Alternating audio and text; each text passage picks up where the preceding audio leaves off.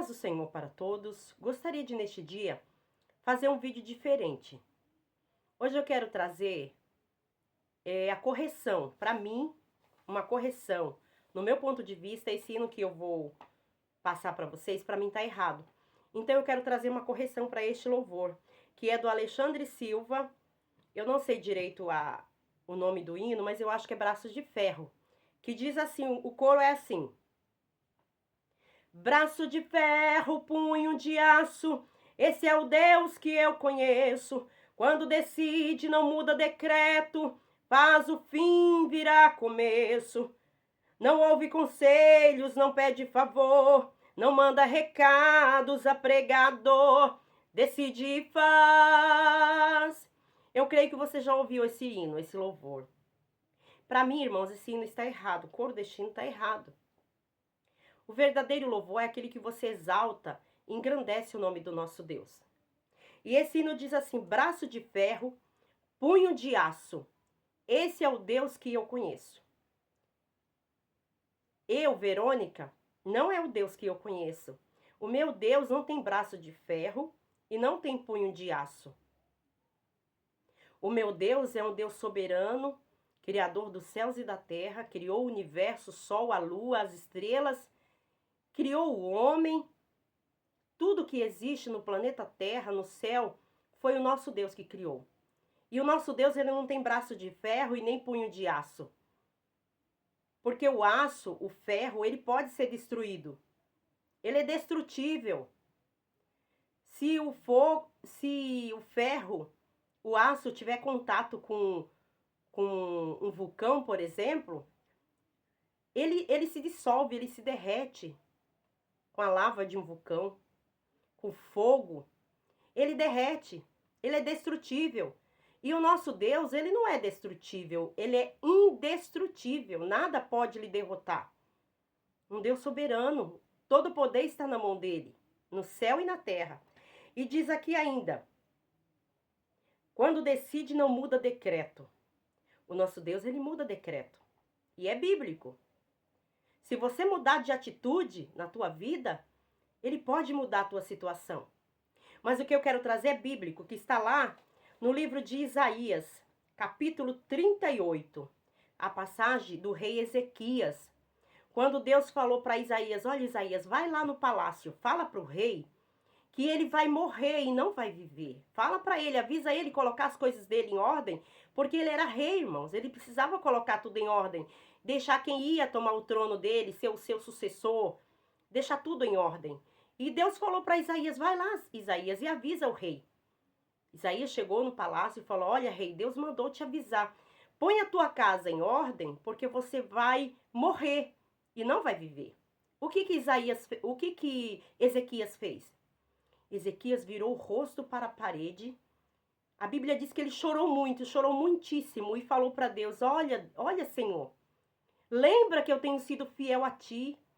Lembra que eu tenho andado diante da tua presença com sinceridade, com honestidade. Eu tenho feito aquilo que é reto aos teus olhos. Lembra, Senhor, que eu tenho sido um homem bom, um homem justo. Ele começou a conversar com Deus ali, virou para a parede e começou a conversar com Deus. Deus já tinha dado a sentença que ele ia morrer.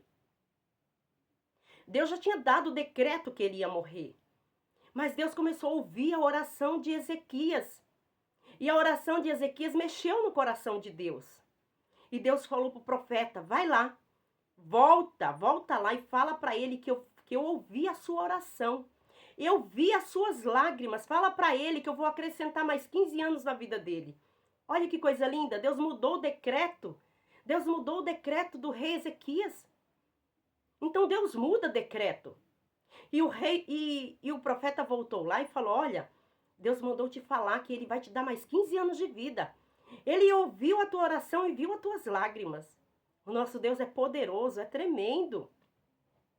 Diz ainda aqui, irmãos, na letra desse hino, que ele não ouve conselhos. O Senhor Deus, ele ouve conselhos.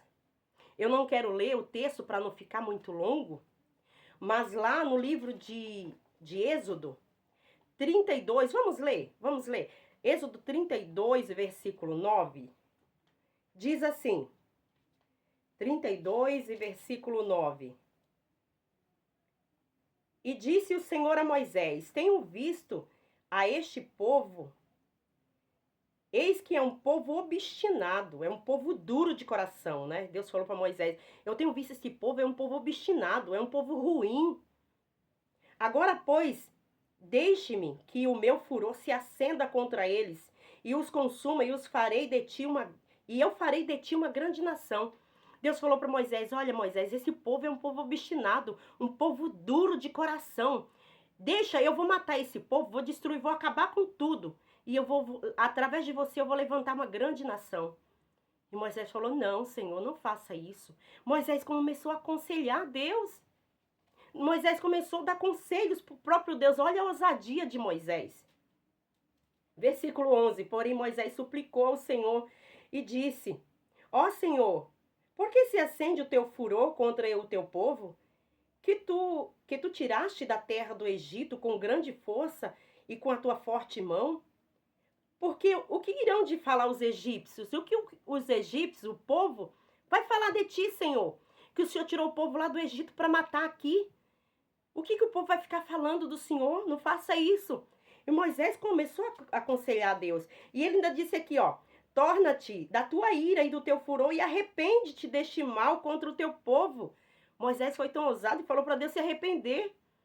Falou: torna-te da tua ira e do teu furor e arrepende-te deste mal contra o teu povo. Não mata o teu povo não, Senhor.